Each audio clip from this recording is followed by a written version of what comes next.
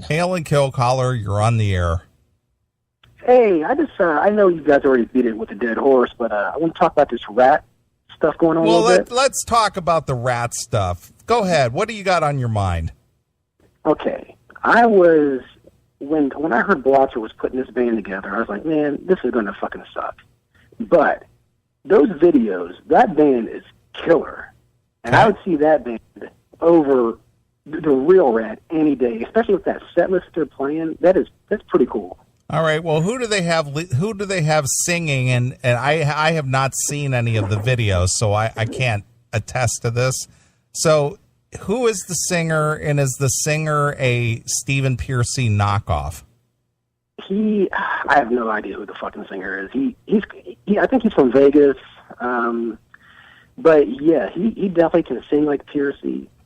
He's a young kid, looks like, but I'm just more impressed with the set list. I mean, all the B-sides, the deep cuts that they play, it's the set that I would want Ratt to play, but they would never, ever play in a million years. Mm-hmm. So, to me, if that band came around, I'd be one of the 10 people in the audience. But I think it'd be pretty cool to see. How much would you pay to go see that? What would you pay? What is your top dollar that you would say, that's too much, I'm not going to go? I would not go for 20. Okay, so $20 bill. So you wouldn't see them outside of a club? Well, come on, they're not going to play outside of a club. Well, I'm just trying to figure out, if they're playing this killer set list, maybe you want to see them play like a 5,000 seater. Well, I think they could draw 100 people. I really believe that. Okay, so but figure this out, dude. 100 people at a $20 bill. Right. Okay, how much is that? $2,000. $2,000. Okay. Right. And, well, I don't know now follow. No, well, listen to me. So $2,000 paid through the door. Okay. Okay. So now you got your staff. You got a back line, because I guarantee you they're not bringing their own equipment. So you got to have a back line. Then you got to pay the overhead for the club, the lighting and, the rent or the mortgage or whatever the club thing is, so on and so forth. So what do you think that a promoter could possibly pay a Bobby Blotzer's Ratt experience and still make a profit? See, that's the sticky part. But like you were saying earlier, a promoter's going to see Ratt attached to this and be like, "Oh fuck yeah!"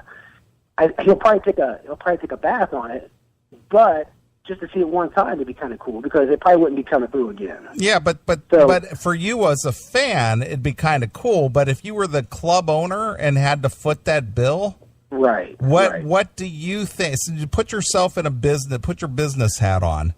What do you think that you would pay a Bobby Blotzer's Ratt experience to get 100 people through the door? Well, if I were the promoter and I knew if I knew 100 people were coming through the door, I'd probably be banking on more people coming if I was a promoter. But I'd probably say 2,500. Now, with what we just said, that'd be a $500 loss. Right. So you'd have to make that up at the bar. Right.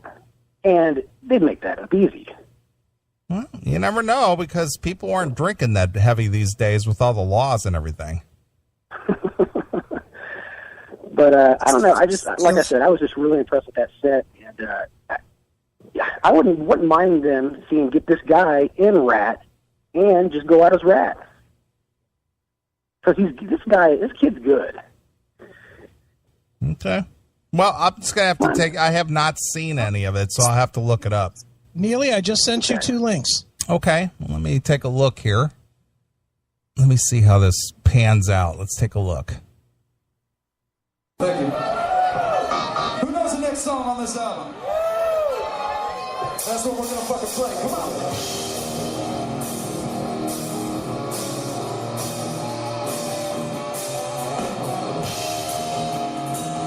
This is for you.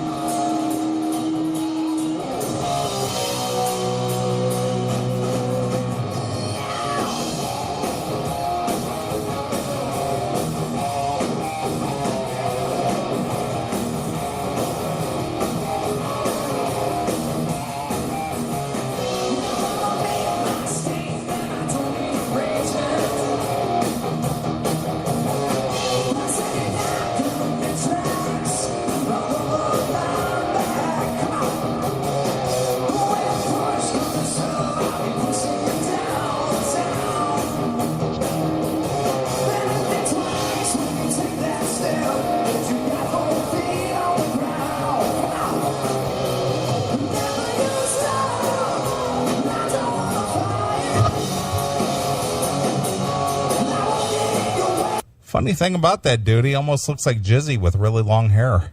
Nice.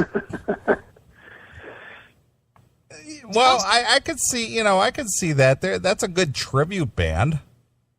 Now, okay, but that has got to be better than you expected. Than when Bobby was putting this together, and like you heard Blotzer putting the band together. To me, that's way better than I expected. Yeah. Well, see, here's the problem I have with this. Just because it's Bobby Blotzer, the drummer from Ratt, what makes this any different than a Ratt tribute band? You're right. Well, the difference is obviously that they got a member of Ratt in the band. A member. But other than that, right, and probably the least important member. Exactly. But you're right. So that this goes all back to my original question. So you got the least important member of Ratt doing a tribute band, playing your club. You have to sell some tickets. You have to pay your staff. You have to pay your overhead. You have to pay for the back line, So, and then you have to pay the promoter, So what does a Bobby Blotzer's Ratt experience command to play your club?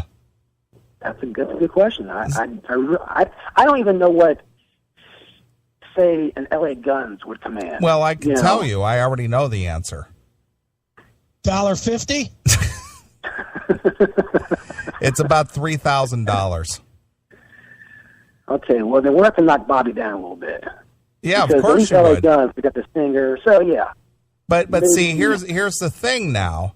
Now Bobby, being that the sole quote unquote original member, in order to get you to that gig, they have to probably fly.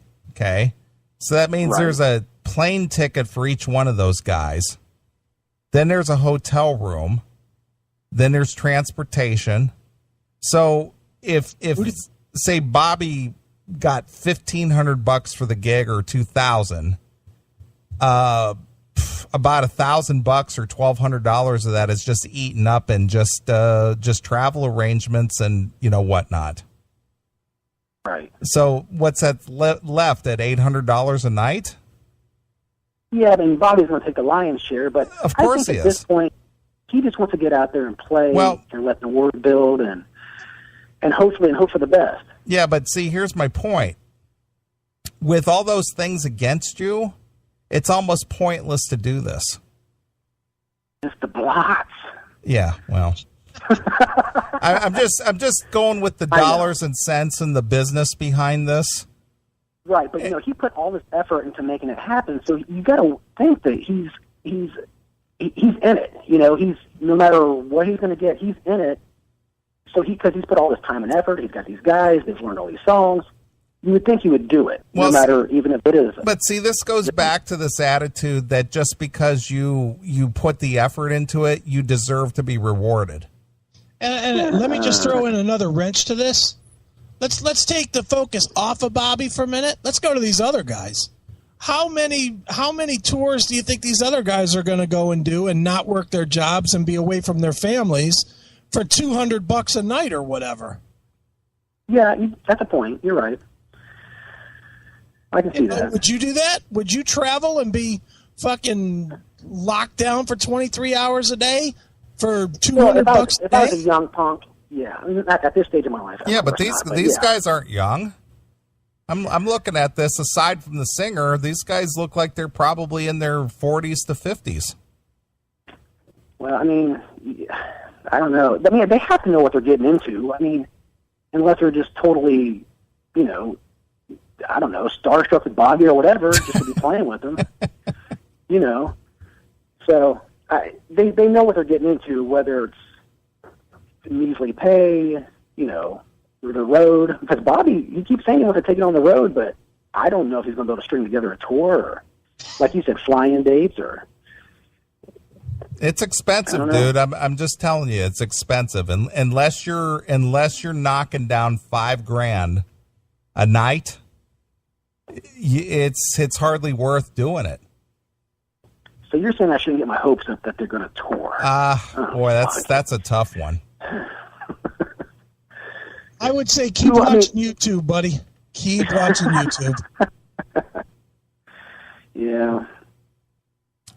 it's just cost prohibitive. I can't imagine somebody taking a bath every night of the week that Blotzer wants to play your club.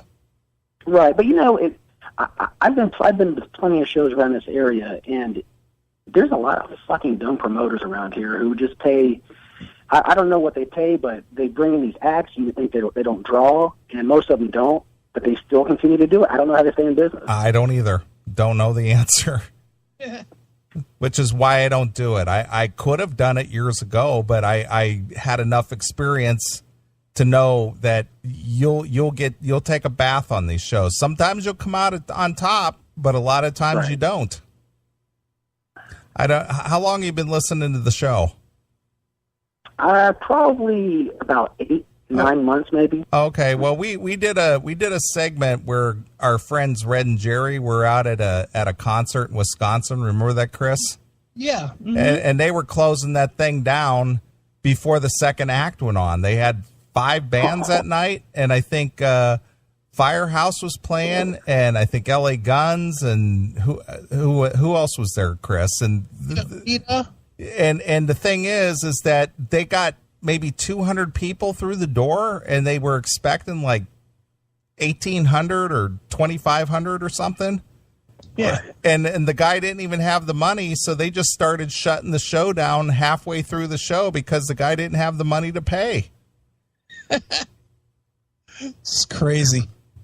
It was called the Wisconsin debacle or something like that. Yeah, it was. It was something terrible. It was horrible. So this guy had a big venue. He had all the seating and the back line and the stage and the big tent and all that kind of crap. And, he didn't get the draw that he thought he was going to get. And he didn't have the money to pay the guys. And everybody just like, fuck that. We're not playing this show. Right. So it's a tough business. And I appreciate your enthusiasm for, what people are trying to bring you, but just because you put it together and you try hard doesn't mean you're going to automatically be rewarded, because that's not the case. Well, right. And, if I'm going to spend my money, because I've seen Piercy lately, when I say lately, within the last year or so, and between those two, I would spend my money on the Blotzer band just because it looks like they got their shit together. But you're right. But Piercy's the name. He's going to get the bigger draw, of course, but I will. So who are you and where are you calling from? This is Ryan from Dayton. Okay. Were you at the Dawkins show at JD Legends? I was, and man, I tweeted you to come out and hang out with the Minions, and man, you and Dawkins, you guys are tight. Did you see me on the side of the stage? Well, no, I saw you on the side of the stage. I saw you towards the end run across the stage. Yeah. But, that was... so, okay, on that crowd, what do you think of that crowd for that show? Well, I hate to sound like I'm being condescending, but that was a very hick crowd. Well, yeah, I'm just talking about numbers-wise. Oh, numbers-wise, it was okay. I mean, people wanted to come out and have a good time and, whatnot, but I was too busy keeping Don from punching people and, Apparently you didn't do a good job of that. Yeah, because one slipped through and Don just unleashed and punched some lady in the face. Oh, shit, Don. Fuck. But yeah, when you brought up that whole debacle of, I don't know, 4 weeks ago, you were saying that Don was a little concerned about because his use of language on stage. Well, the owner did. He came to me. You got to go out there and tell him he can't use fuck. Right, but I remember you saying that he only said the word fuck like once. Once. He said it quite a few times. He said I'd like to. He's like I'd like to continue singing with you if they could get my fucking sound right. Oh man! But overall, I mean, when I go to a Dawkins show, I know what to expect. But if you watch Don, he went to that soundboard at least a half a dozen times trying to get that guy dialed in, and he just lost it. And it's just like, you know what? This is ridiculous. And Right. he just lost his temper. He's just like, fuck, I'd love to play more songs, but this guy can't get my fucking sound right. He's blowing his ears out. He's blowing the stage monitors out. I mean, I was on stage. I could hear it. It was horrible. Right. So people can have their own objective opinion, but I was on the stage. I could hear it. Trust me. No, I believe you. I mean, I do. I mean, because there's no reason for Don to make that shit up. I mean, you know, people say he's covering for his vocal range nowadays. He doesn't. You know, there's no point in doing that. Right. He's accepted that. You know, when I go to a Dawkins show, I know what I'm going to get. It's not going to be Dawkins of '84. I mean, I've come to terms with that, and I'm okay with it. You know, so. Well, you got to admit, John Levin smokes on guitar, though. That dude is a bad motherfucker. He is. And Mick Brown, after every song, and the crowd goes wild. Nice. Yeah, so he's funny. So, you know. All right, Ryan. Anything else? Yeah, I do have one more question for you. All right. If you were a cookie, what kind would you be? A cookie? I'd be a no-bake. That's just me. I would be a chocolate chip. All right. See? Easy. What about you, Chris? I'd have to be an Oreo so I could be in between two blacks. And what is the impetus behind a question like that, Ryan? Dude, you know, I don't know. I got young kids, and I'm always fucking with them, so I thought I'd fuck with you guys a little bit. Oh. That's about it. All right. It's as simple as that. All right. All right. Hail and kill, fuck you, pal, and hand job! Nice. Holy cow. Wow. There he goes. We've got some real fans tonight. No kidding. Bunch of new ones tonight. Yeah, like it. How about that? I like people who are brave enough to call in. Yeah, I like learning that there's others than the three that call 14 times a show. Right. That's good. It is good. I liked it. This guy's had something to say. Yeah. All right.